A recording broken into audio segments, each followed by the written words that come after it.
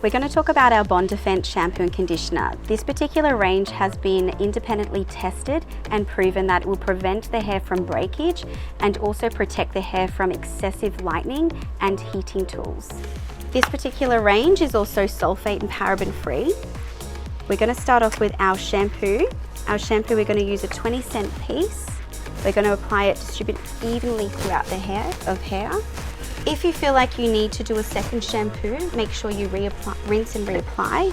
This shampoo is also color safe and really conditioning and moisturizing for the hair.